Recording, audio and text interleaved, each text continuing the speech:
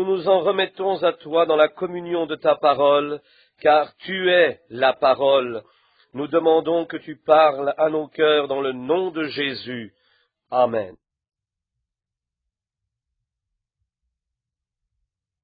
Nous avons laissé Abraham hier soir là où nous avions commencé avec lui et l'avions laissé au 22e chapitre de la Genèse, où il offrait son Fils unique, un type de Dieu donnant son Fils. Nous avions d'abord repris les chapitres précédents pour revoir son cheminement, et nous n'avions pas encore fini de le parcourir. Nous l'avons laissé hier soir aux abords du 16e ou du 17e chapitre. Je crois plutôt que c'est au 15e chapitre que nous l'avons laissé. Et nous essayerons de terminer ce soir parce que j'ai un message de guérison divine, le Seigneur voulant, demain après-midi. Et tout pasteur est invité. Amenez votre assemblée, venez vous joindre à eux dans la prière. Maintenant, nous réalisons que parfois, quand Jésus accomplissait des choses, et parfois il fait les choses, vous dites, pourquoi alors permettrait-il ces choses, frère Branham? Pourquoi permettrait-il que ces choses arrivent? C'est parfois dans le but d'éprouver votre foi. C'est souvent ça. Il fait les choses de façon étrange. Pourquoi ne vient-il pas simplement dire « je suis ceci et je suis cela » Il n'a jamais agi comme ça, voyez. Il le fait pour éprouver votre foi. Regardez, les sacrificateurs pensaient que tout compte fait, ils viendraient discuter avec Caïphe, le souverain sacrificateur. Mais dites-moi, comment était-il né?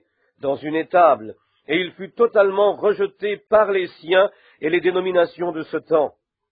Un jour, lors d'un sermon que Jésus prêcha, j'aimerais seulement considérer une petite citation.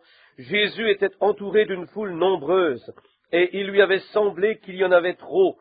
Aussi, voyez ce qu'il a dit. « Si vous ne mangez la chair du Fils de l'homme et ne buvez son sang, vous n'avez pas la vie. » Là, que pensez-vous qu'un médecin ou qu'un intellectuel aurait pensé après avoir entendu les propos d'un homme qui avait la réputation d'être un enfant illégitime et ressemblant plus à un renégat aux yeux des gens de ce temps, en l'entendant faire une déclaration comme celle-là, « Si vous ne mangez ma chair et ne buvez mon sang », eh bien, ils auraient dit, « Cet homme est un vampire humain. Oh, c'est terrible, boire le sang d'un homme et manger sa chair. Vous, mon peuple, tenez-vous loin d'un fou pareil. » Il ne l'a jamais expliqué. Il ne l'a jamais expliqué. Il n'avait pas à l'expliquer. C'est exact. Il a simplement voulu voir la sorte de foi qui était en eux. Voyez, si vous croyez, peu importe ce que disent les autres. Si je priais pour 5000 personnes ce soir, et que ces 5000 personnes mouraient ce soir, demain je prierais quand même pour les malades. Vous voyez, c'est ce que Dieu dit qui compte, ce n'est pas ce que la personne fait. Vous voyez? Si vous ne mangez la chair du Fils de l'homme et ne buvez son sang, vous n'avez point la vie en vous. Oh, eh bien, ces gens, ce groupe intellectuel, pensez donc, on dit, tenez-vous loin de lui, c'est un malade, un sauvage, un vampire, ma foi, mangez le corps de cet homme-là, ça, il ne l'a jamais expliqué. Il avait en ce temps-là avec lui 70 prédicateurs ordonnés. La foule qui l'entourait était un peu trop nombreuse selon lui, et c'est ainsi qu'elle s'est retirée de lui. Aussi avait-il les ministres ordonnés, les 70 qu'il envoya prêcher. Il dit, que direz-vous quand vous verrez le Fils de l'homme monter au ciel d'où il est venu? Ça non plus, il ne l'a jamais expliqué. Et ces mêmes prédicateurs ont dit, cet homme monterait au ciel d'où il est venu. Oh, mais on le connaît, on connaît sa mère, on est allé à l'étable où il est né, on a vu le berceau qu'il a bercé, on a péché ensemble, on était sur les rives avec lui. Et ce Fils de l'homme monterait d'où il est venu? Il est de Bethléem. C'est quoi ça, cette histoire de monter? Non, non. Et là-dessus, ils l'ont quitté, il ne l'a jamais expliqué, jamais. Il n'avait pas à expliquer quoi que ce soit. Dieu n'a pas à s'expliquer, il est Dieu. Il fait les choses parce qu'il les a promises. Il ne les explique pas. Puis seuls les 12 sont restés. Il s'est tourné vers eux et leur a dit, « Je vous ai choisis, les 12, et l'un de vous est un démon. » Il a dit, « Voulez-vous aussi partir » C'est alors que Pierre a prononcé ces paroles remarquables. À qui irions-nous, Seigneur, car nous sommes certains que tu détiens la parole de vie. Il l'avait vu si manifestement confirmé, et ce que le sacrificateur ou les autres pouvaient dire ne leur importait pas. Ils surent dès ce moment qu'il avait la parole de vie. Il lui a dit, tu as la parole de vie. Et malgré la décision des autres de le quitter, ici nous voyons que ces disciples-là étaient prédestinés, qu'ils étaient ordonnés à la vie éternelle. Non, ils ne pouvaient pas l'expliquer. Ils ne pouvaient pas l'expliquer plus que ceux qui étaient partis. Mais il y avait quelque chose en eux, cette représentation au ciel. Une pensée que Dieu avait eue d'eux avant la fondation du monde se manifestait ici, et ils étaient connectés avec Dieu, et étaient certains que c'était la promesse de Dieu qui se confirmait, et rien n'allait leur faire changer d'idée.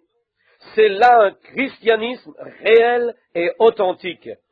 Les gens d'aujourd'hui ressemblent beaucoup à ce qu'ils étaient en ces jours où les disciples ont été pris sur la mer. Un soir, alors qu'une tempête s'était levée, ils se sont vus sans aucun espoir de s'en sortir.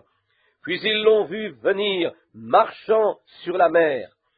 À ce moment-là, leur barque était ballottée par les flots, les voiles étaient renversées, les rames cassées. Ils se tenaient les uns les autres et criaient, et puis ils l'ont vu venir, marchant sur la mer, et ils s'en sont affolés. Leur unique espoir, et ils étaient effrayés par l'unique chose qui pouvait les secourir. Si ce n'est pas une vraie image d'aujourd'hui à nouveau, ça leur faisait froid dans le dos. Vous savez, l'histoire relate qu'ils crièrent d'effroi, pensant que c'était un fantôme. C'était trop spirituel. C'est la même chose aujourd'hui.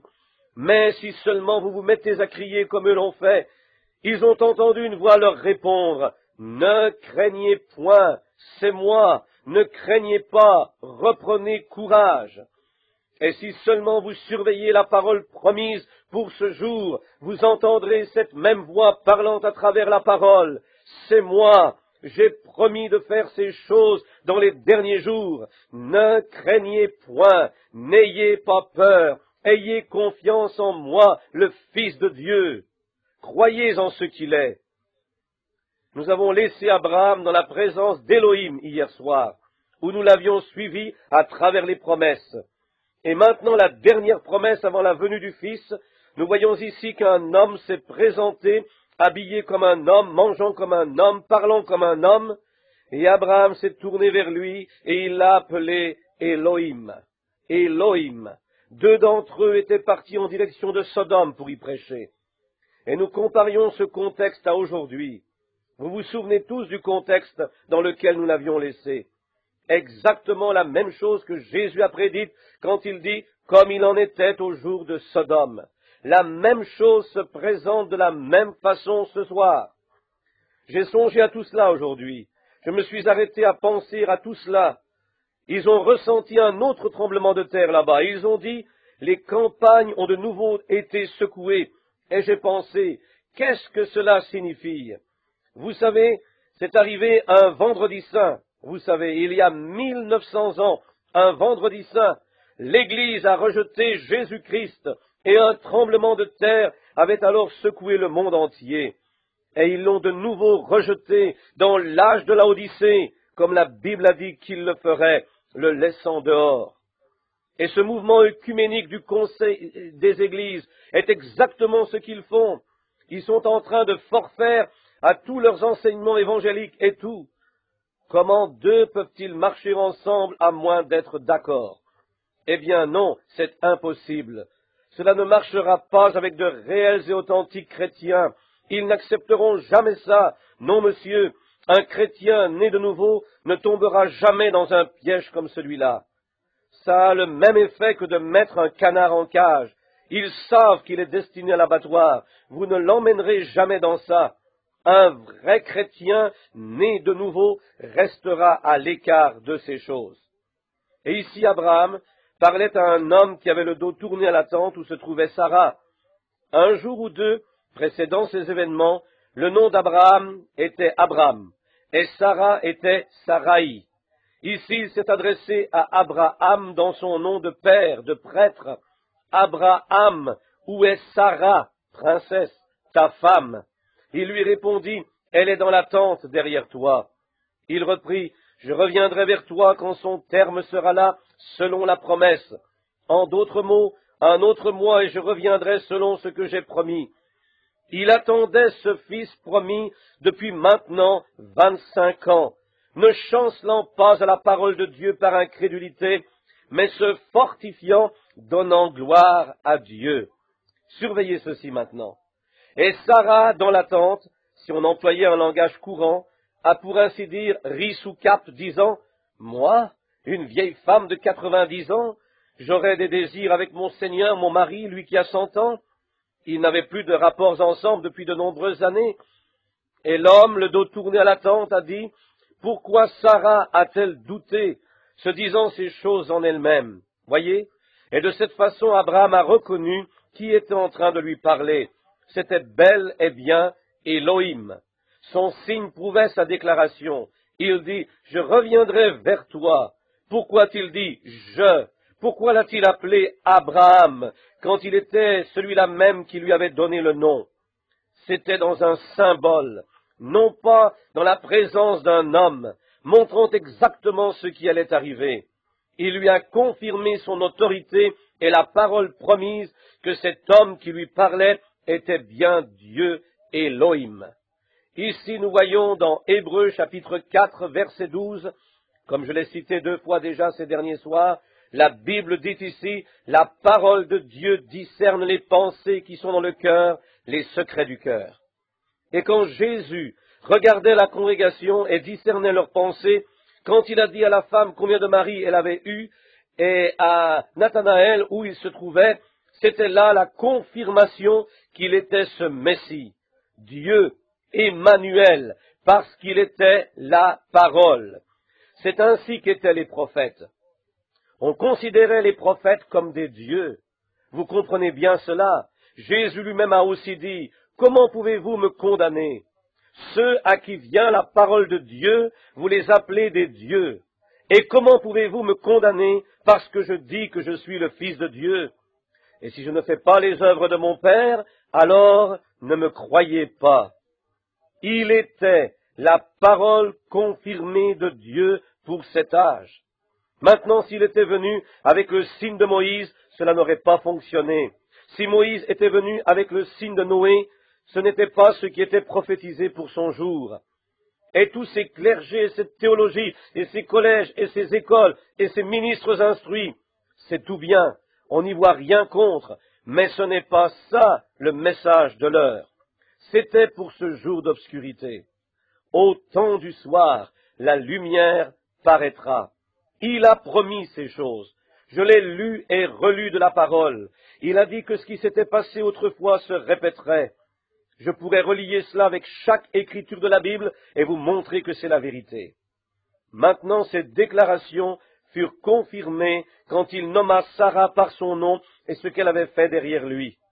Maintenant, remarquez, il a promis que dans le prochain mois, elle concevrait quand son terme serait là. Remarquez maintenant, le sentier suivi par Abraham était un type de la semence royale. Si vous remarquez, la promesse était pour Abraham et ses enfants après lui. Et ses enfants étaient tout d'abord la semence naturelle et puis la semence royale qui était Christ. La première semence venue par le sexe était Isaac, mais sans le sexe est venu Jésus, la semence royale. Maintenant le sang. Voyez, nous sommes sauvés par le sang. Et sans effusion de sang, il n'y a pas de pardon. Remarquez, Jésus n'était pas juif, Jésus n'était pas des nations, Jésus était Dieu. Il n'était ni ne pouvait être juif ou gentil. Voyez, le sexe mâle procure l'hémoglobine qui est le globule sanguin. Le germe est dans le globule sanguin. J'ai entendu les gens d'ici, beaucoup d'entre vous. Je faisais une ronde l'autre jour sur les fermes et de ceux qui élèvent des poulets. Là, une poule peut couver son œuf, une vieille mère poule peut couver son œuf, mais si elle n'est pas d'abord allée avec le mâle, il n'éclora pas. Mais elle peut toutefois couver son œuf parce que l'œuf vient de la femelle. Mais le sang, la vie est dans le sang. Donc sa vie était une vie créée, non pas engendrée d'un homme. Et puis l'ovule n'était pas de Marie, car si l'ovule avait été de Marie, comme la plupart des protestants le croient, et les catholiques aussi, que l'ovule était de Marie, cela aurait fait de lui un humain. Non, si le globule était de Dieu, l'ovule l'était aussi, parce que Marie n'aurait pas pu procurer cet ovule. Vous savez de quoi je suis en train de parler. Elle n'aurait pas pu l'avoir sans sensation. Et puis, s'il eût été cela, qu'auriez-vous donc fait faire à Dieu? Du sexe à nouveau, vous voyez? Donc l'ovule et le globule étaient de Dieu. Amen. Croyez en cela et vous aurez la foi pour avancer. Nous ne sommes pas sauvés par un sang juif ou par un sang des nations. Nous sommes sauvés par le sang du Dieu même des globules créés. Comme je disais, prenez ces vieilles mères oiseaux. Le printemps est de retour et je remarquais qu'elles allaient se chercher des brindilles pour faire leur nid. Elle peut se faire un nid et y couver un tas d'œufs. Elle peut s'asseoir dessus et les garder bien au chaud, et être loyale à ses œufs au point d'en devenir si affaiblie qu'elle ne pourrait plus quitter son nid pour se trouver quelque chose à manger. Toutefois, si elle n'est pas allée avec le mâle, ils n'écloront jamais. Ils ne sont pas fertiles. Vous savez ça. Ils resteront au fond du nid et pourriront là. Et c'est à la manière de certaines de nos églises. Nous n'avons qu'un nid plein d'œufs pourris. Ils n'ont pas la foi d'Abraham. Il est grand temps de nettoyer le nid et de recommencer, d'entrer en contact, non pas avec une organisation quelconque, un séminaire théologique quelconque, mais d'entrer en contact avec le mâle, Jésus-Christ, qui apporte la fertilité à l'esprit de vie qui est en vous. Il est celui qui vous amène à y croire. Nettoyez le nid et recommencez. Vous leur tapotez l'épaule, les faites entrer, et les nommez diacres, étant mariés 4 ou 5 fois, et tout. Dans quel monde vivons-nous de toute façon? On les envoie au séminaire, et leur injectons de ces fluides d'embaumeur, et les retournons. Et ici, l'autre jour, une estimation démontrait que 99% des prédicateurs protestants de la nation ne croient pas dans la seconde venue de Christ. 87% nient la naissance virginale. Pensez à ça. Qu'est-ce que nos enfants vont devoir envisager plus tard? Mon Dieu, ramène-nous de nouveau à la foi qui a été transmise aux saints une fois pour toutes. Abraham, surveillez sa façon d'agir au fur et à mesure qu'il avance, comme l'Église en est le type. Tout ce qu'Abraham a fait, nous avons considéré le cheminement de l'Église. Si nous avions une semaine ou deux, je pourrais vous le démontrer pas à pas. L'Église a suivi le même sentier. Le dernier signe était Dieu, la parole promise qui lui parlait dans une chair humaine. La dernière promesse avant la destruction des gentils qui étaient alors Sodome et Gomorrhe. Maintenant, pensez bien qu'Abraham, avant, Dieu lui était apparu dans différents symboles et lumières et formes et signes, mais Dieu n'était jamais venu vers lui en tant qu'être humain pour lui parler d'une voix audible comme le fait un être humain, de la bouche d'un être humain. Et rappelez-vous, la promesse est désormais en attente d'accomplissement. Sodome va être brûlée, le dernier message est en cours. Et voici l'Église nominale, voici un Billy Graham moderne au milieu d'elle pour les secouer. Voici l'Église élue qui n'est pas à Sodome, appelée, séparée. Ils ont un messager. Remarquez, le groupe d'Abraham a eu le message. Et quel était-il? Dieu qui lui avait parlé tout le long, en symboles et en formes, et tout est monté vers lui. Et maintenant, il se manifeste dans la chair humaine et discerne la pensée qui est dans le cœur de Sarah derrière lui. Et Abraham a dit, c'est Elohim, celui qui se suffit à lui-même. Rappelez-vous, immédiatement après cela, Sodome a été brûlée. Réfléchissez à cela. L'Église est peut-être en train de recevoir son dernier signe. Vous avez crié de joie, vous avez eu la justification par Luther, la sanctification par Wesley, un temps béni de cris et de joie, de parler en langue, d'interprétation des langues, de guérison divine. Mais où en sommes-nous maintenant? Dieu parle au milieu de nous, à travers nous, d'une voix audible comme il l'a fait là-bas, et il a promis de le faire. C'est la chose, ce n'est pas quelque chose que l'on peut fabriquer, c'est la Bible qui le dit. Jésus a dit qu'il le ferait, se ferait connaître à nouveau. Remarquez qu'immédiatement après cela, Abraham a plaidé pour Lot, et il a dit que s'il trouvait 10 personnes, qu'il l'épargnerait. Mais les messagers qui s'y trouvaient n'ont pas pu même en trouver autant. Ils ont rejeté les messagers. C'est comme ce qu'a dit Billy Graham lors d'un déjeuner ici dans notre ville, à Louisville, Kentucky. J'étais à ce déjeuner et il a dit, je vais dans une ville. Il a tenu sa Bible dans les airs, c'est un fervent de la Bible, et il a dit, je vais dans une ville y tenir une campagne, et j'obtiens 30 000 conversions ou décisions. Il a dit, si dans 6 mois j'y retourne, je ne peux plus en retrouver 30. Et il a dit, Paul allait dans une ville, et là, une personne se convertissait. Quand il revenait l'année suivante, ce converti avait fait des convertis, au point que ce converti en avait converti des centaines. Il a dit, qu'est-ce qui se passe de nos jours? Il a dit, vous, bande de prédicateurs paresseux, il a dit, vous êtes bien assis les pieds sur vos pupitres, et vous ne sortiriez pas les visiter.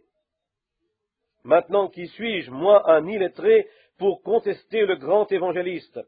Mais j'aurais aimé lui dire quelque chose. Je lui aurais dit, Billy, quel prédicateur a pris le converti de Paul? Voyez, c'est parce que Paul l'a emmené suffisamment loin pour que Christ vienne en lui, et il est devenu un feu vivant jusque dans la présence vivante.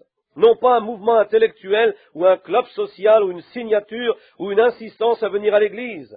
Amenez-les au baptême du Saint-Esprit, et ensuite il sera plein de feu. Il mettra au monde des enfants. Comment pouvez-vous le faire s'il est stérile? Il ne pourra pas avoir d'enfants avant d'avoir lui-même la vie. Et c'est de la seule façon que toute chose peut se reproclamer. C'est par le germe. Et le germe qui est le Saint-Esprit qui était en Christ et dans le croyant. Maintenant, nous remarquons que le dernier signe offert à Abraham était littéralement Dieu, la parole. Rappelez-vous, Dieu, la parole promise, qui lui avait été promise dès le commencement, lui a parlé dans une chair humaine. Un homme se trouvait là, lui parlait, discernait les pensées qui étaient dans le cœur de Sarah, elle qui était dans la tente derrière lui. Cela a été le dernier signe. Maintenant, il était, avant de lui apparaître sous différents symboles et ainsi de suite, comme la lumière, le feu, etc., il lui était apparu. Mais remarquez, immédiatement, je voudrais vous faire remarquer ce qui est arrivé au vieux couple. Là, j'espère que vous ne me considérez pas comme étant quelqu'un qui veut bouleverser l'ordre existant. Et si vous ne le croyez pas, eh bien, voyez, laissez ça tranquille.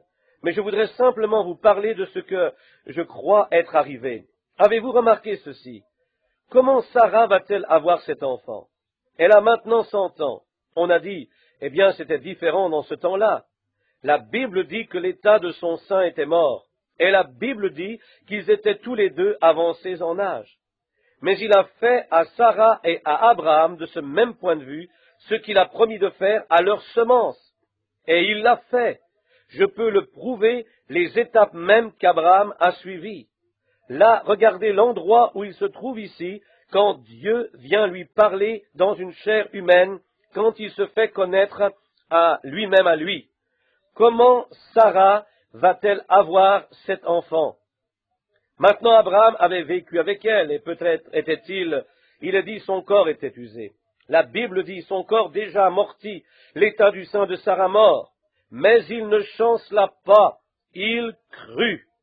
Maintenant, voyez si Sarah, vous êtes un auditoire mixte, et vous me pardonnerez mes sœurs, vous écouterez votre docteur, moi je ne suis qu'un frère, mais remarquez bien ceci, Sarah, âgée de 90 ans, est trop âgée pour supporter un accouchement. Son cœur ne le supporterait pas. Vous savez cela. Autre chose aussi, ses glandes mammaires étaient taries. On n'avait pas de centre médico-social ni de biberon stérilisé en ces jours-là. Voyez, il fallait que ce soit un sein maternel. Remarquez. Donc comment va-t-il s'y prendre? Comment va-t-elle avoir cet enfant? Son sein est mort, elle est amortie dans son corps, et Abraham l'est aussi. Savez-vous ce qu'il a fait? Il les a changés. Il les a changés en de jeunes gens. Je peux vous le prouver. Il a fait d'eux un jeune homme et une jeune femme, les a ramenés à l'état de leur jeunesse. Oh, quelle belle promesse! Vous dites, oh, frère Branham, là, attendez une minute pour voir, patientez. Ceci pourrait vous blesser quelque peu, blesser les légalistes. Mais je voudrais que vous voyiez ceci pendant un petit moment. Nous enseignons ceci simplement comme une leçon d'école du dimanche. Il les a ramenés à leur état de jeune homme et de jeune femme d'environ 20 ans. Abraham, remarquez, est âgé, sa barbe est très longue, son corps est usé, ses bras sont amaigris. Sarah, une petite grand-mère, clopinant sur sa canne, un petit châle sur ses épaules, un petit bonnet sur sa tête. Le lendemain, eh bien, Abraham, le dos voûté, les cheveux blancs, et Sarah de lui dire, « Abraham, chéri, qu'est-ce, ta barbe a repris du noir? Sarah, tes jolis yeux ont repris de leur éclat, tes joues sont rosées. » Avant que le soleil ne se couche ce même soir, elle était redevenue une jeune femme et lui un jeune homme. Vous dites, quel non-sens, frère Branham. Oh oui, ce l'était assurément. Voyez maintenant venir immédiatement une merveilleuse promesse et un type pour la semence royale d'Abraham. Rappelez-vous, est-ce une promesse? Oui, nous serons changés.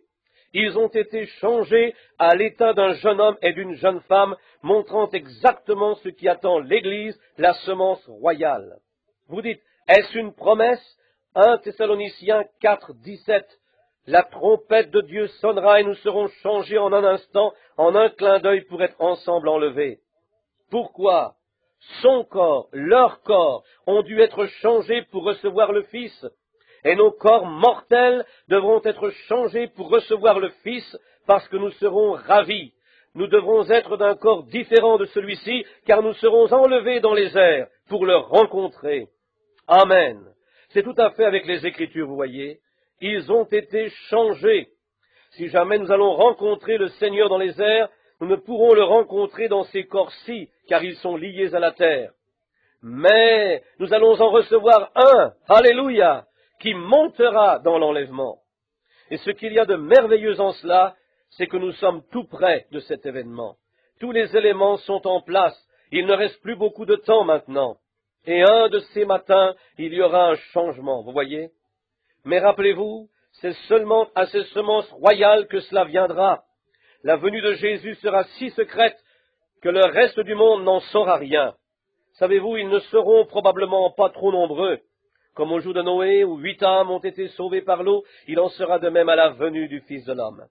Étroite est la porte et resserré le chemin, et peu les trouveront. Vous dites qu'il y en aura des millions? Oui, les rachetés de tous les âges, bien sûr. Mais de ce lieu de ravissement où nous nous tenons maintenant, que se produira-t-il un de ces jours? Ils vont commencer à dire, là, vous savez, c'est ici la période de tribulation. Je pensais que l'Église allait être enlevée avant ça. C'est pourtant vrai, non pas l'Église, mais l'épouse. L'Église passe par la période de tribulation, mais pas l'épouse. Non, monsieur, elle est rachetée. Elle n'a plus rien à purifier. Elle est déjà pure. Le Saint-Esprit est venu en elle et l'a purifiée. Il a enlevé tout de la souillure du monde. Elle croit cette parole et en est participante. C'est exact. Sans le Saint-Esprit, rien ne se fait. C'est l'épouse qui sort de l'Église. Et ce qui est appelé le reste de la semence de la femme est laissé et devra passer par la période de tribulation. Vous savez, une fois après que toutes les Écritures, Ésaïe, Malachie 3, Ésaïe 40, eurent prophétisé la venue de Jean le baptiseur, Jean a rempli exactement ce que leurs écrits avaient prédit de lui. Et même les disciples sont venus à Jésus et lui ont demandé, « Pourquoi les scribes, les Écritures, disent-ils qu'Élie doit venir premièrement ?» Il a répondu, « Il est déjà venu et vous ne l'avez pas reconnu. Il est venu et ils lui ont fait exactement ce qui était supposé lui être fait et vous ne l'avez pas reconnu. » Maintenant, c'est un de ces jours où vous pourriez dire, « Qu'en est-il de l'enlèvement? Il est déjà venu et vous ne l'avez pas reconnu. 2 personnes seront dans un lit, l'une sera prise, l'autre laissée. » Vous savez, il y a de toute façon plusieurs centaines de personnes qui disparaissent de ce monde chaque jour. Ils ne peuvent pas s'arrêter à ça. Et pensez seulement que les gens continueront à prêcher et croiront qu'ils obtiennent leur salut. Comme c'est triste. Et Noé entra dans l'arche, et la porte se referma derrière lui par la main de Dieu. Le soleil se leva et se coucha durant 7 jours, avant que quoi que ce soit n'arrive. Et les gens continuent à prêcher, à se moquer et tout le reste, ne reconnaissant pas que leur seul salut se refermait sur eux. Pensez, des ministres seront toujours en train de former des prédicateurs et de les envoyer prêcher, et des œuvres comme celle-là. L'Église sera simplement en mouvement, mais ils seront complètement privés de miséricorde, de tout, totalement retranchés. L'enlèvement a eu lieu. Que celui qui est souillé se souille encore, dit l'Écriture. Il est déjà venu et vous ne l'avez pas reconnu.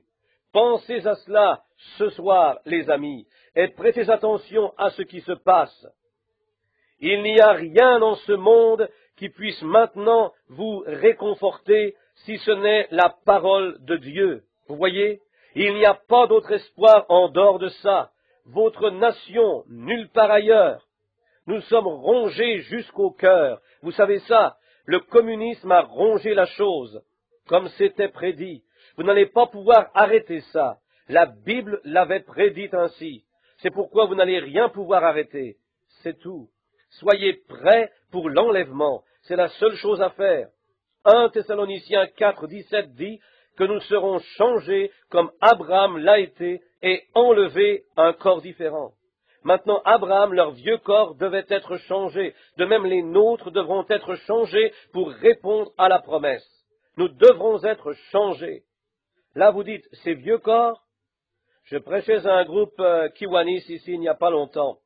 Par après, un docteur est venu et m'a dit, « Monsieur Branham, j'apprécie votre discours, mais vous savez, je ne peux rien croire de tout cela avant que ça ne soit prouvé scientifiquement. Vous savez, la naissance virginale et ces choses-là, et qu'il était Dieu, je lui ai répondu, vous ne le croirez jamais, parce qu'on ne peut pas prouver Dieu scientifiquement. C'est par la foi que vous devez le croire, par la foi. » Il a dit, « Eh bien, je ne crois rien de ce qui n'est pas scientifique. » J'ai dit, « Êtes-vous marié ?» Il a répondu, « Oui, monsieur. » J'ai dit, « Aimez-vous votre femme ?»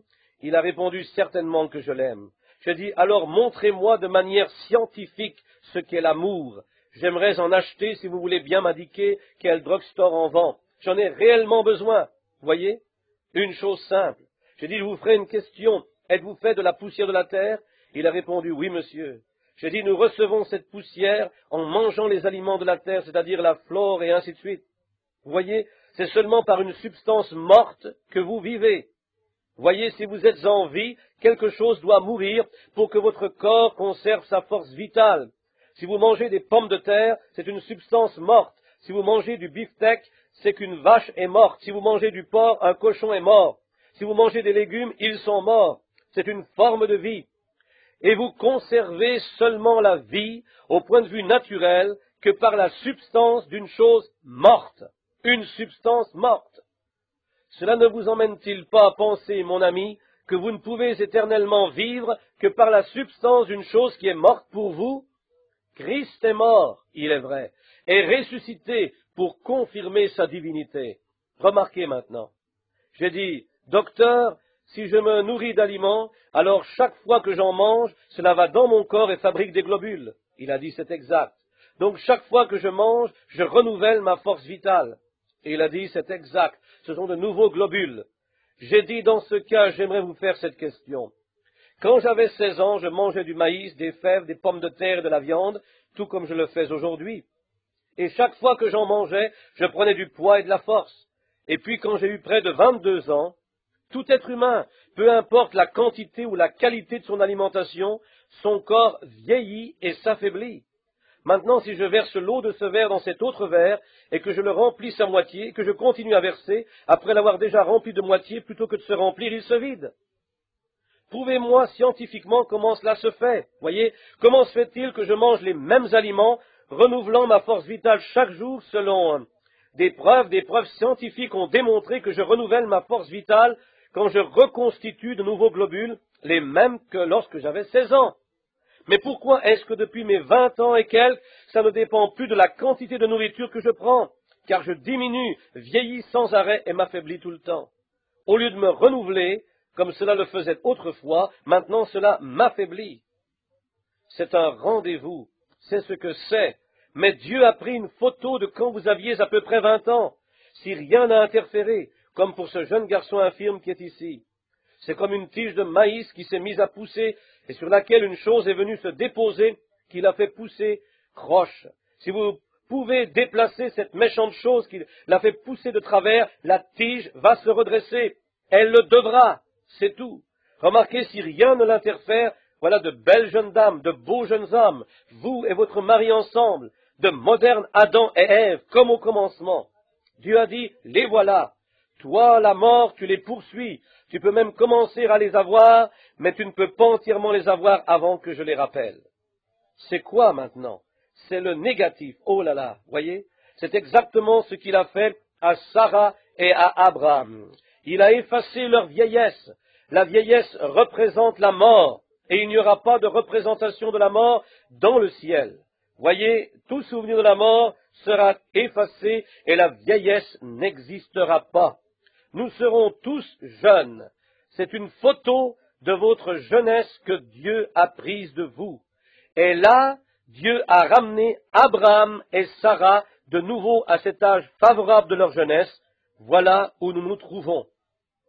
Une autre preuve que j'aimerais vous montrer maintenant, je sens que ça ne passe pas trop bien, vous ne le croyez pas, eh bien, permettez-moi de vous poser cette question. Laissez-moi vous apporter quelque chose. Laissez-moi vous montrer que cela leur est bien arrivé. Surveillez ça. Regardez sur la carte, à l'endroit où ils se trouvaient, quand Dieu leur est apparu à proximité de Sodome. Tout de suite après, ils ont entrepris de se rendre à Guérar, situé à près de 500 kilomètres de là. C'est tout un voyage pour des gens âgés. Voici ce vieil homme à la longue barbe, appuyé sur son bâton. Voici la petite grand-mère, vous savez, avec son petit bonnet, avançant en traînant les pieds derrière lui des petits pas de 10-12 centimètres. Et puis le problème s'est trouvé à leur entrée à Guérar, où se trouvait Abimelech, un roi en quête d'une bien-aimée. De toutes les belles femmes qu'il avait là-bas, les filles des Philistins, quand il vit Sarah, il tomba amoureux d'elle et voulut la marier. N'est-ce pas?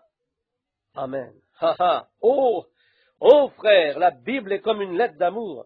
Vous devez lire entre les lignes pour en saisir le sens. Dieu a dit, il l'a caché aux yeux des sages et des intelligents et l'a révélé aux petits-enfants.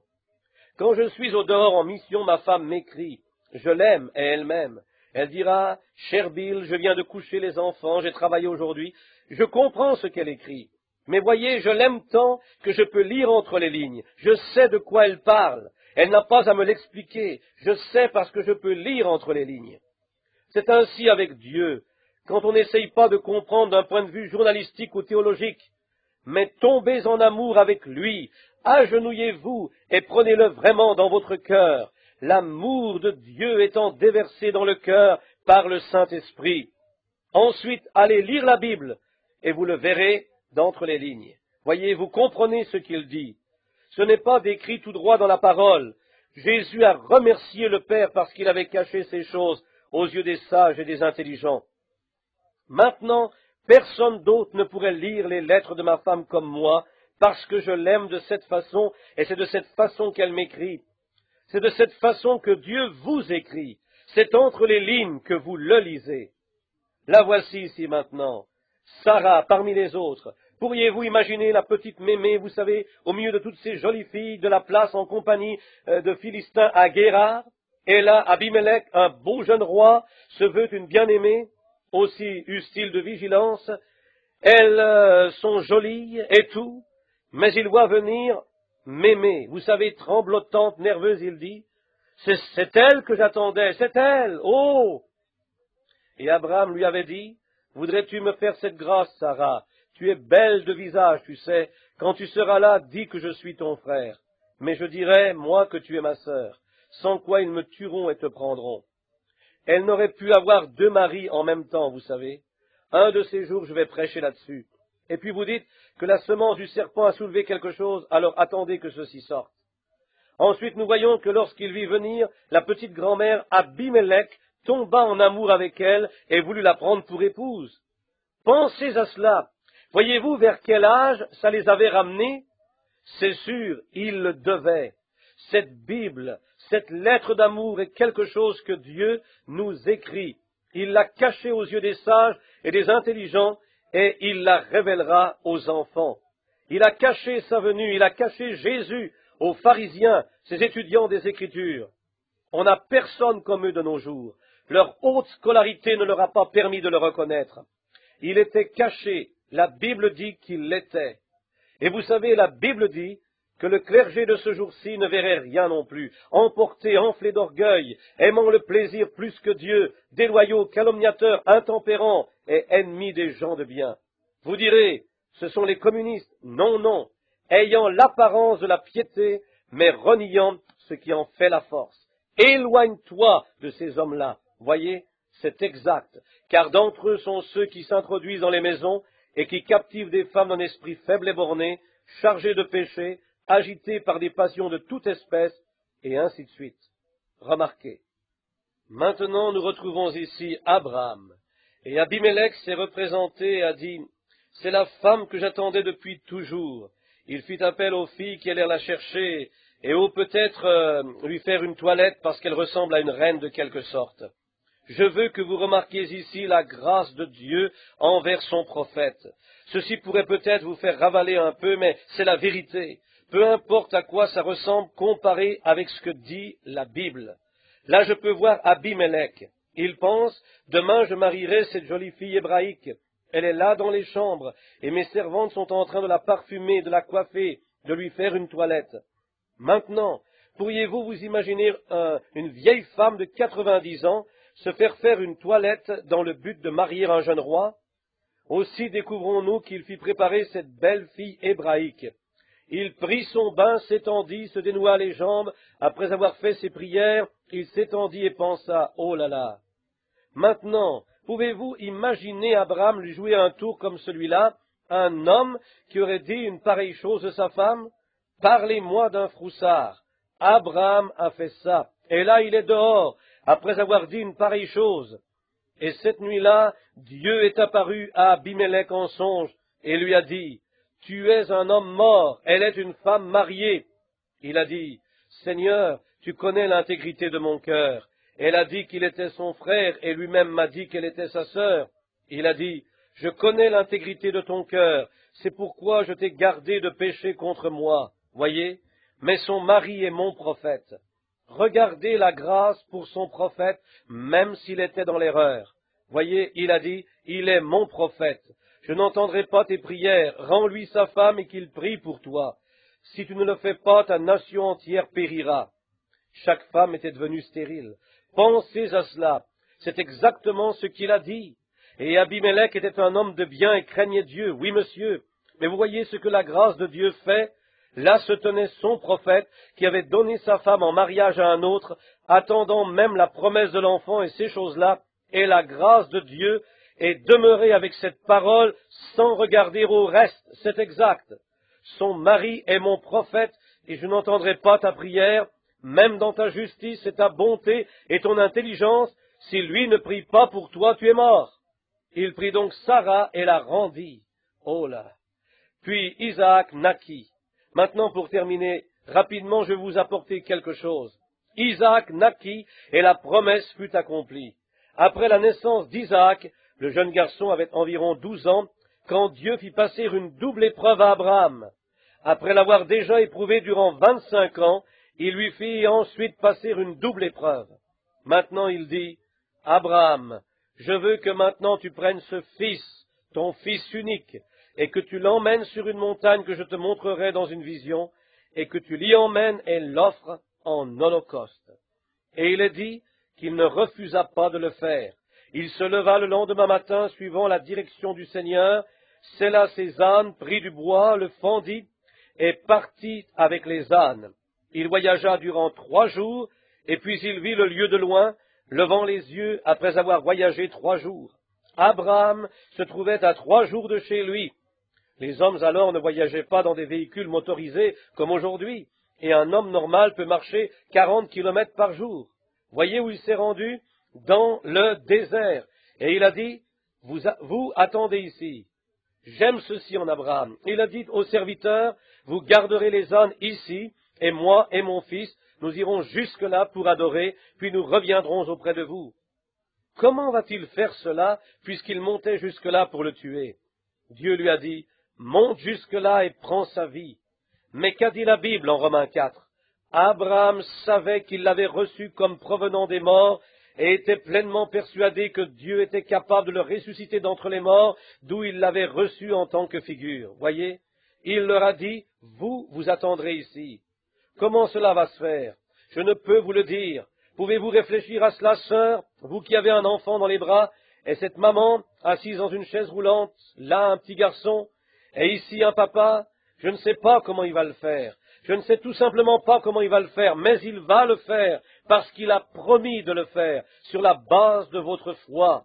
Il le fait aux autres. Voyez, le jeune et moi, nous reviendrons. Voyez, attendez ici, tandis que nous irons adorer.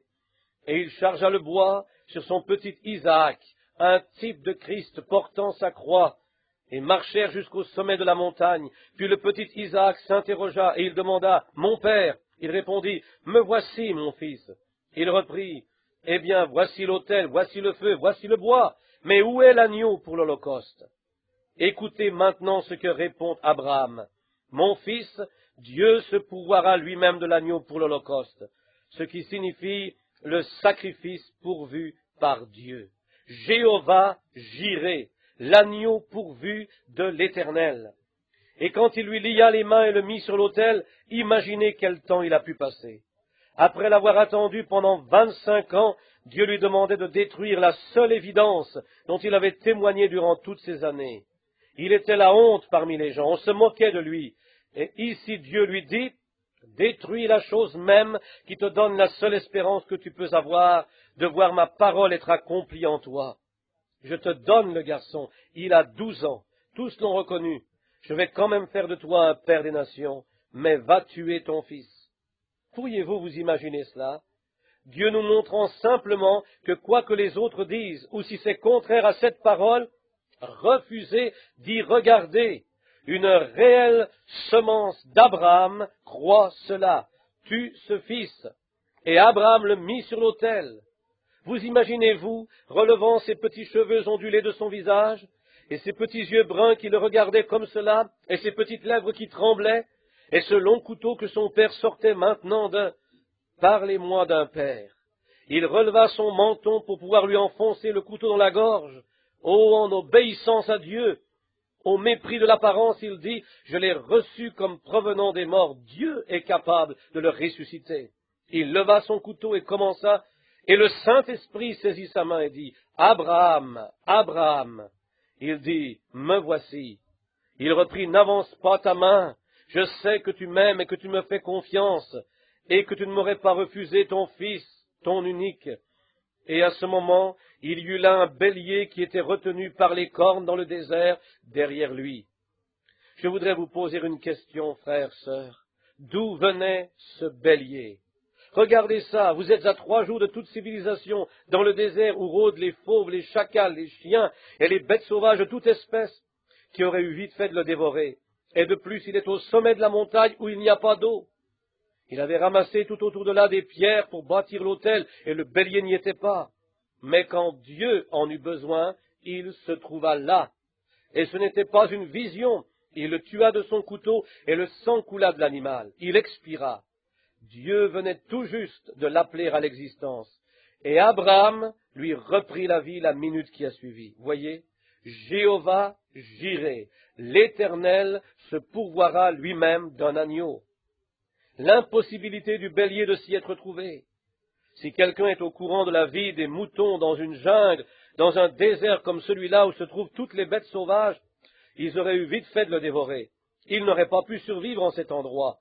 Et ici, au sommet de la montagne, où on ne trouve pas d'eau, pas d'herbe ou rien d'autre, et quelques minutes auparavant, il ne se trouvait pas là. Et à l'instant où Dieu eut besoin de ce bélier, il se trouva là. Il l'appela à l'existence. Tout comme il lui était apparu là-bas, Elohim eut besoin d'un corps. Il eut besoin d'un corps dans lequel habiter, et il lui fallut seulement de rassembler la lumière cosmique, le pétrole et ainsi de suite, et d'entrer dans ce corps. Voyez, il est Dieu. C'est ce qu'il fera avec vous quand vous ne serez pas plus qu'une cuillerée de cendre dans la poussière. Il parlera encore, et vous serez là. Il appellera votre nom, et vous répondrez. La semence d'Abraham, cette promesse accomplie. Remarquez, c'était un bélier. Si vous m'accordez un moment de plus, j'aimerais expliquer ceci. Vous savez, l'autre soir, j'ai mis cela de côté.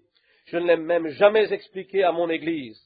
Vous souvenez-vous, quand il a confirmé ce sacrifice, confirmer cette alliance avec lui, en prenant une brebis, une génisse, un veau femelle, et en les divisant, puis en prenant un bélier. Maintenant, rappelez-vous, lorsque la semence royale de sa foi, vous vous souvenez, ce n'était pas une femelle, c'était un mâle. C'est par le mâle que la promesse est accomplie. Remarquez un bélier, un mâle afin de satisfaire à la parole. Il est la parole, ce bélier, non pas une femelle.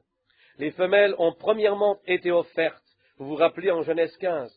Elles ont été les premières à être déposées. Il a ensuite pris un bélier. Le bélier est venu en dernier. Le mâle, le bélier, la parole pourvue.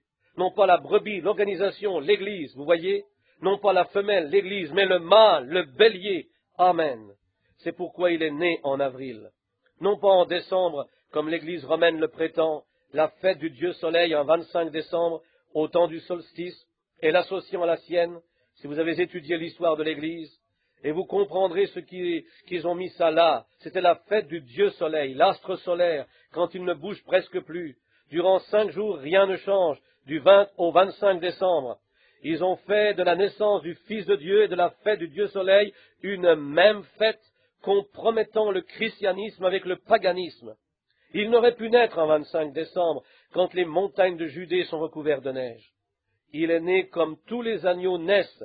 Il est né au printemps, et il devait naître sous le signe du bélier, parce qu'il était un bélier, le signe du bélier est en avril. Exactement, il naquit sous ce signe du bélier, c'est ce qu'il était. Il était le bélier de Dieu. C'est lui sur la montagne qui prit la place d'Isaac. Amen. Ne le voyez-vous pas? Voici démontré ici clairement, l'épouse semence royale ne sera pas appelée par la femelle Église, par le sacrifice de la dénomination brebis, non, mais par lui, la parole manifestée du bélier, car il est la parole et le bélier. Non pas appelée par son nom à elle, mais appelée par son nom à lui, a-t-il dit. Il se choisirait un peuple des nations, pas pour son nom à elle, mais pour son nom à lui. Elle porterait son nom. Oh là là! De quoi avez-vous peur alors? Un peuple des nations porterait son nom, le bélier, non pas son nom, l'Église, non pas elle, mais lui. Alléluia. La semence royale verrait cela. Ne pouvez-vous pas voir Malachie 4 en train de se réaliser, afin de ramener la foi originale, la parole de Dieu? Je suis sûr que vous pouvez le voir.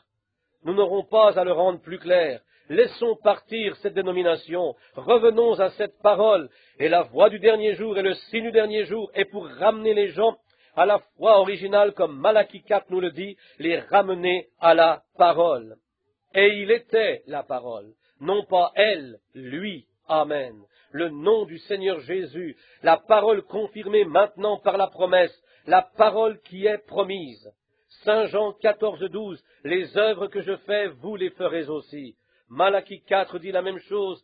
Aussi, Luc 17 nous dit que dans les derniers jours, l'état du monde se présentera exactement dans l'ordre, comme il en était du temps de Sodome. Et Dieu descendrait manifesté dans une chair humaine et connaîtrait les secrets des cœurs. Jésus a mentionné cette chose, qu'elle aurait lieu dans les jours où le Fils de l'homme serait révélé à la fin du monde. Vous voyez, ce n'est pas l'Église, joignez ceci, joignez cela, c'est venez à lui. C'est ce que la semence d'Abraham a obtenu là, le sacrifice offert. Plutôt que de sa semence littérale, parlons de sa semence spirituelle, amen, de sa semence royale, la semence reine, amen. Oh, si vous pouviez seulement voir ça. Rappelez-vous, qu'est-ce que c'est? C'est la chair et l'esprit s'unifiant, devenant un. Allez voir en Matthieu chapitre 3. Ici était la chair, le Fils de Dieu, né d'une vierge, sortant de la ville pour aller vers Jean le baptiseur. Il le trouva là, debout dans l'eau. La Bible dit, la parole du Seigneur vient toujours au prophète. N'est-ce pas vrai? Et Jean était un prophète. Il n'avait pas eu de prophète depuis des centaines d'années. Mais voici qu'il était là un prophète, et il prophétisait que Jésus allait venir. Il était allé dans le désert, et disait avoir vu un signe. Dieu lui a dit que ce signe allait suivre ce Messie quand il viendrait. Il a dit, il se tient quelque part au milieu de vous maintenant. Il en est un parmi vous, duquel je ne suis pas digne de délier les souliers. Il sera manifesté l'un de ces jours. Et quand cela se fera, alors il faudra que je diminue et qu'il croisse. Il arriva qu'en levant les yeux, il vit ce signe. Il dit, le voici qui vient. Voici l'agneau de Dieu qui prend le péché du monde. Le vieux prédicateur baptiste, Dr Davis, qui m'a baptisé dans la fraternité de l'Église baptiste, a discuté de cela avec moi une fois. Il a dit, tu sais ce qui est arrivé là, Billy? Et j'ai répondu, non, je ne sais pas, docteur. Il a dit, voici ce qui est arrivé. Jean n'avait jamais été baptisé, Jean a baptisé Jésus, et ensuite Jésus a baptisé Jean. J'ai dit, j'en sais rien. Aussi j'ai continué à prier à ce sujet. Un soir dans une vision, voici ce qu'il en était. Voyez, Jésus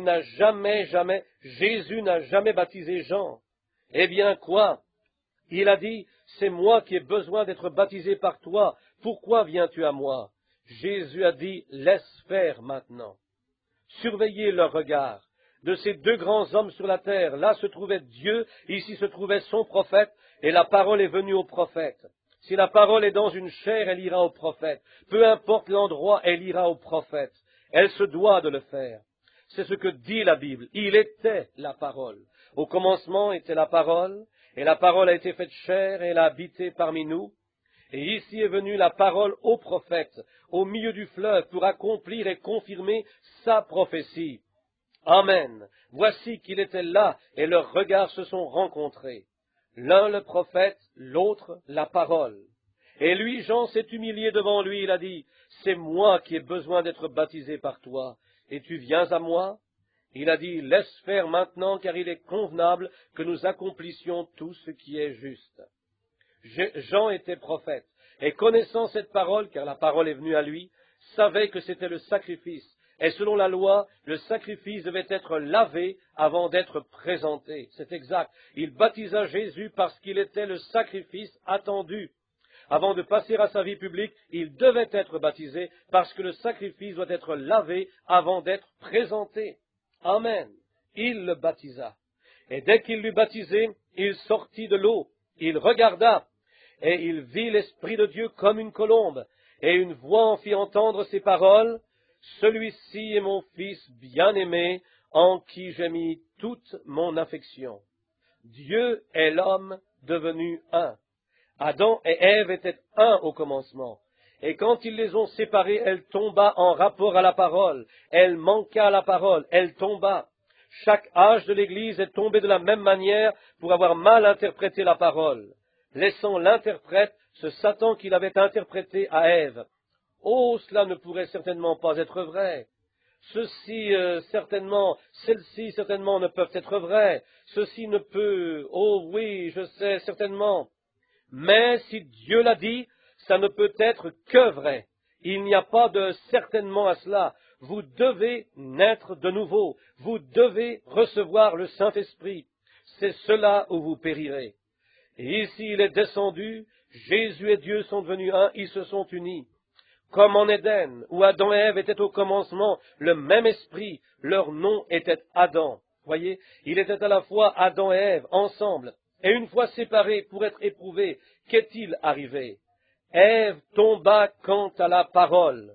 C'était la parole. Adam l'a suivie afin de la racheter, mais il ne le pouvait pas. Il n'en était pas digne.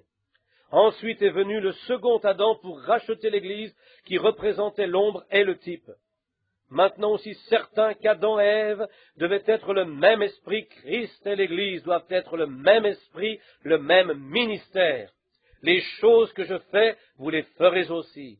Vous voyez ce que je veux dire? Ils doivent s'unir ensemble. La chair et le sang et Dieu devaient s'unir ensemble et être un seul esprit. Et Jésus-Christ et son Église sont un seul esprit. Comment l'Église peut-elle nier la création? Comment l'Église peut-elle nier cette chose que Christ leur a demandé de faire? Comment pouvons-nous renier cela et aller ensuite dire que nous sommes de Christ? Si vous demeurez en moi et mes paroles en vous, demandez ce que vous voudrez et cette chose vous sera accordée. Je suis le cep, vous êtes les sarments. Et la vie qui est dans la vigne va dans le sarment pour porter le fruit, des porteurs de fruits. Et toute branche qui ne porte pas de bons fruits est retranchée. C'est ce qu'ont fait les organisations. Elles l'ont brisé, ont mélangé la parole et sont parties comme ça. L'une commence de cette façon-ci et l'autre de cette façon-là. Et la première chose que l'on sait, c'est qu'un tout petit groupe de rickies y entre et y mettent leur idée, et la première chose que vous savez, ça devient une tour de Babel. Ils les émontent tout simplement. Jamais une organisation ne s'est relevée. Elle s'est toujours écroulée. Chacune d'entre elles est tombée pour ne plus réapparaître. Remarquez bien ceci maintenant. Ils doivent devenir un. Jésus a dit, La vie qui est en lui sera dans son Église. Et ici se trouve exactement ce qu'il a promis dans les derniers jours, que la vie qui était en Christ sera manifestée dans les jours où le monde se trouvera dans une condition sodomite comme ça l'est aujourd'hui. Ne peux-tu pas voir, frères, sœurs? Quel bien cela apporte-t-il de se joindre à l'Église si Christ n'est pas dans votre vie, si Christ ne s'identifie pas lui-même dans votre vie? Vous voyez, c'est ça. Ces signes accompagneront ceux qui croient. C'est ce qu'il a dit. Comment pouvez-vous le prétendre s'ils n'y sont pas? Comment pouvez-vous vous déclarer être de Christ?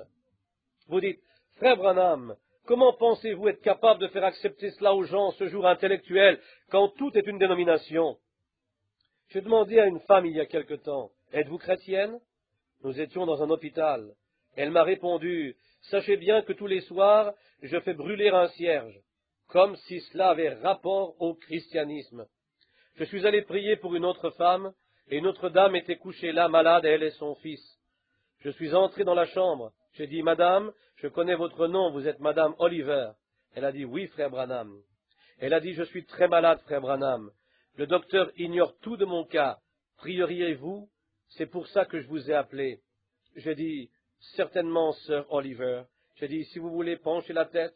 Elle a dit, un instant, tirez ce rideau. Et j'ai repris, eh bien, très bien, je ne vais que prier, êtes-vous chrétienne? Elle m'a répondu, nous sommes méthodistes. Eh bien, ce n'est pas ce que je vous ai demandé, je vous ai demandé si vous étiez chrétienne. Elle a dit, tirez ce rideau.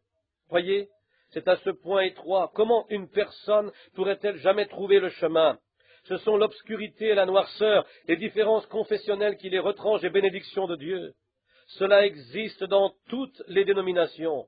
C'est exact. Frères, n'allez pas chez la femelle, prenez le mâle. Ne prenez pas son nom à elle, prenez le sien. Voyez, prenez son nom. Vous dites, frère Branham, comment allez-vous faire comprendre cela aujourd'hui? Comment allez-vous réussir cela? Il a fait la promesse qu'il le ferait. Il a dit, ne crains point, petit troupeau, car c'est la volonté de votre Père de vous donner le royaume. Comment va-t-il le faire? Il est toujours ce Jéhovah Jireh. Il est toujours ce Jéhovah Jireh. Dieu se pourvoira pour lui-même une église. Il est capable de ces pierres de susciter des enfants à Abraham. Il est certainement Jéhovah Jireh.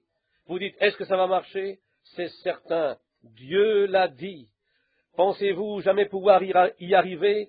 Moi, je ne le peux pas, mais lui le peut. Ma responsabilité n'est pas de le faire arriver, ma responsabilité est de le prêcher. C'est à lui de le confirmer, c'est lui. Si je prends position pour la vérité, il y sera. Il l'a prouvé et il le prouvera encore. Vous dites, c'est terriblement sombre. Oui, je le sais. Et tous les ecclésiastiques s'en vont dans cette imposante organisation pour être égorgés.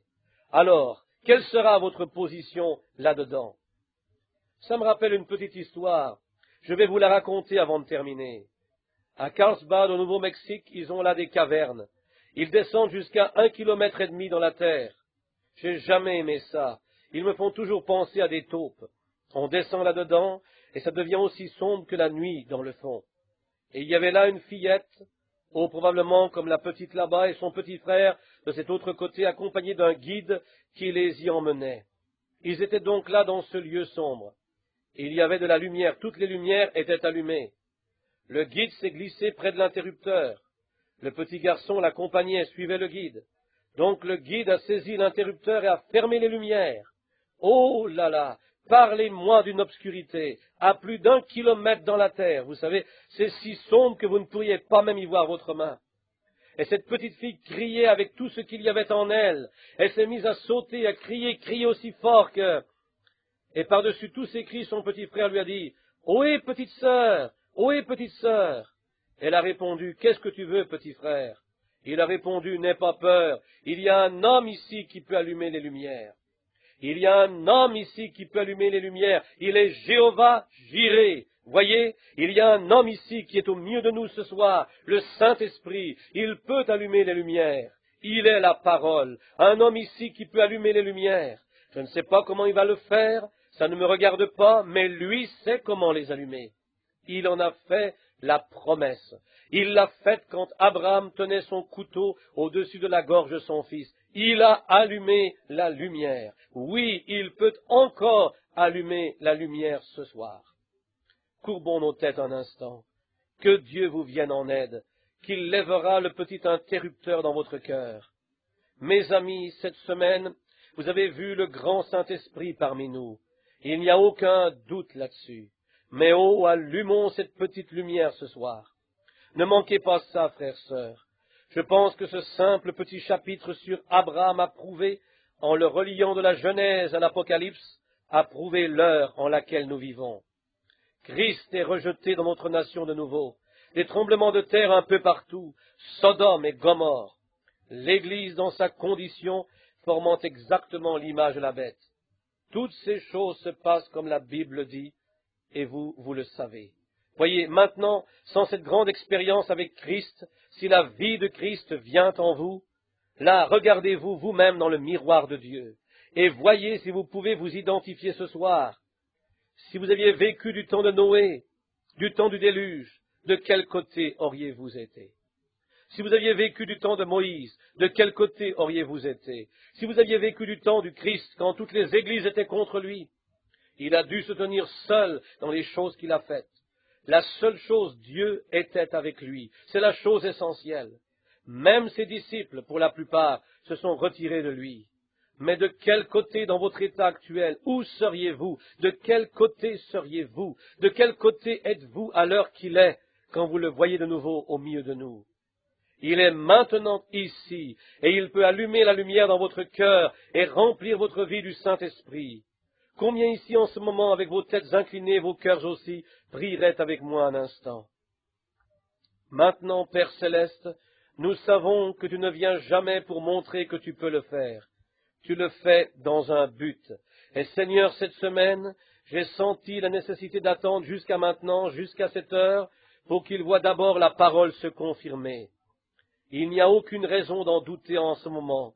Et cet unique personnage, Abraham, quand tous les personnages de la Bible y sont rattachés, et nous voyons maintenant où nous nous trouvons dans l'histoire.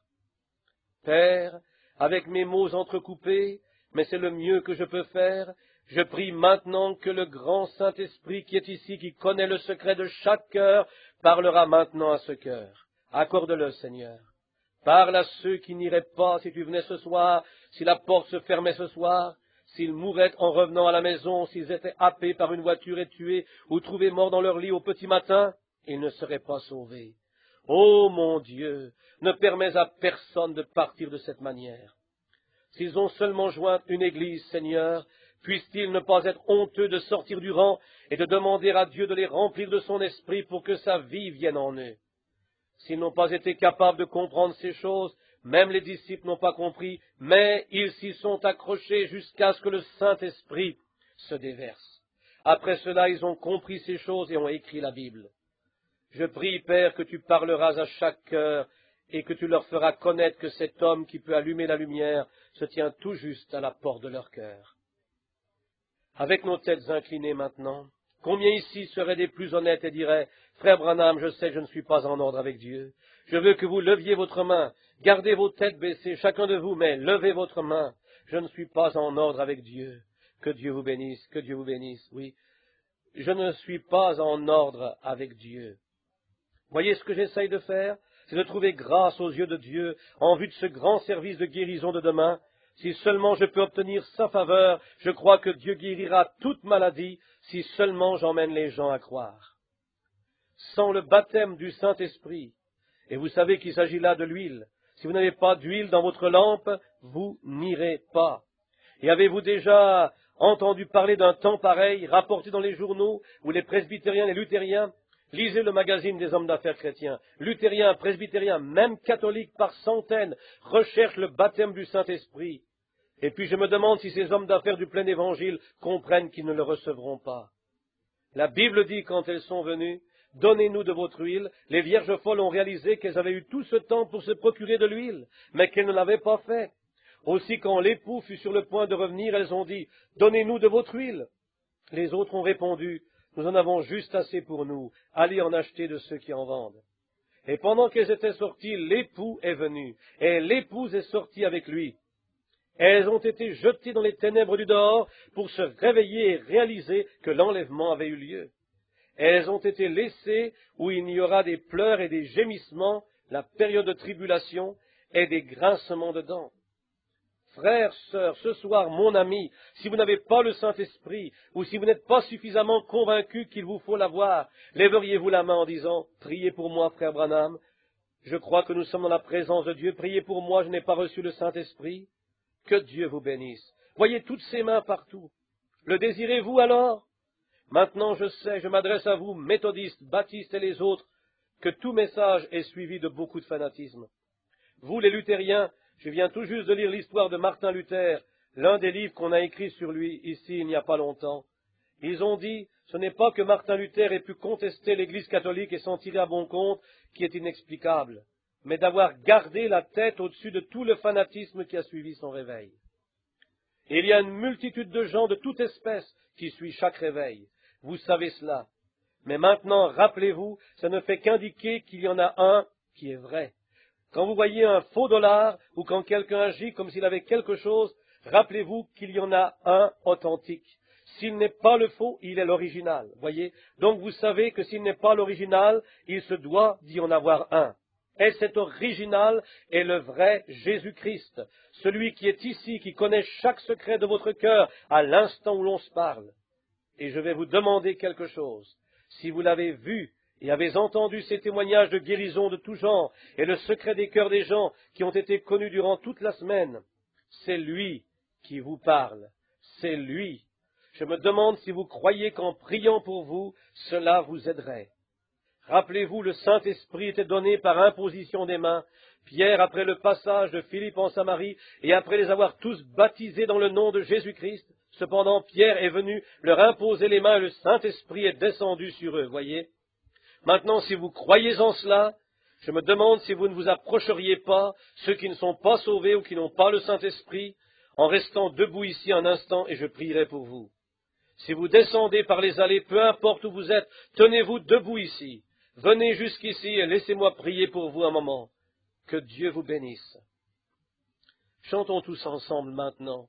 Presque persuadés, s'il vous plaît, sœur Downey, bien. Ne viendriez-vous pas ici, mes frères? Que Dieu vous bénisse, mon frère. Restez tous tranquilles maintenant dans la prière. Ceci pourrait être le moment crucial. Ceci pourrait faire la différence entre la mort et la vie pour beaucoup, beaucoup de gens. Étiez-vous tous ici cette semaine? Avez-vous vu le Saint-Esprit, ce qu'il a fait cette semaine au milieu de nous? Presque persuadés maintenant de croire, presque persuadés de recevoir Christ,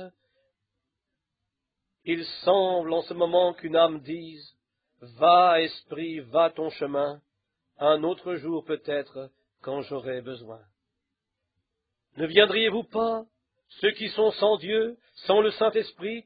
Êtes-vous de ceux qui disent, « J'appartiens à l'Église, frère Branham ?» Il ne s'agit pas de cela. Je veux dire, êtes-vous remplis de l'Esprit de Dieu? Vous ne trouverez jamais un autre jour plus convenable qu'aujourd'hui, quand Jésus-Christ est identifié parmi nous. Et si vous mouriez avant le lever du jour, là vous ne pourriez pas appeler. Ne viendriez-vous pas tandis qu'il appelle? Oui, c'est cela. Continuez à vous avancer. Presque persuadé, viens, viens maintenant. Presque persuadé, ne t'en retourne pas. Jésus vous invite, les anges sont tout autour, les prières s'élèvent du fond des cœurs. Ô vagabond, viens. Ne viendriez-vous pas maintenant? Quelque chose en mon cœur me dit qu'il y a quelqu'un qui résiste. Ne faites pas ça, frère, non. Écoutez, mes amis, vous croyez que le Saint-Esprit cette semaine a prouvé qu'il parle ici? Laissez-moi voir vos mains.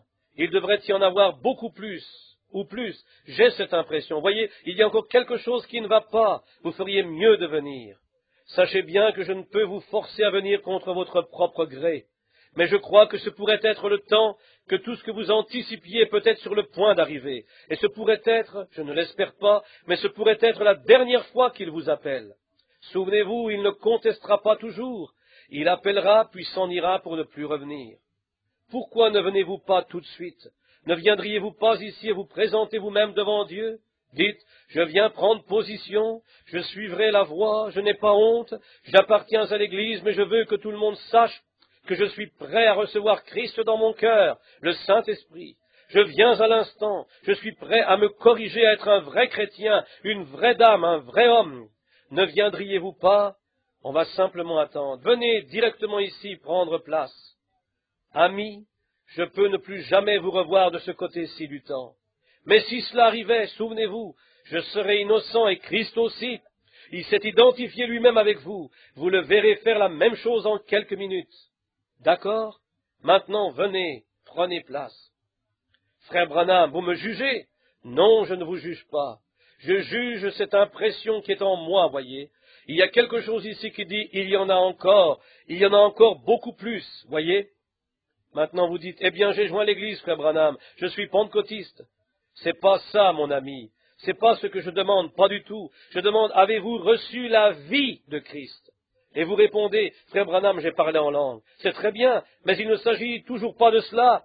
Vous répondez, frère Branham, je n'ai jamais blessé personne. Ce n'est toujours pas ce que je demande. La vie de Christ est-elle en vous? Ne prenez pas le risque, amis. Ne le faites surtout pas.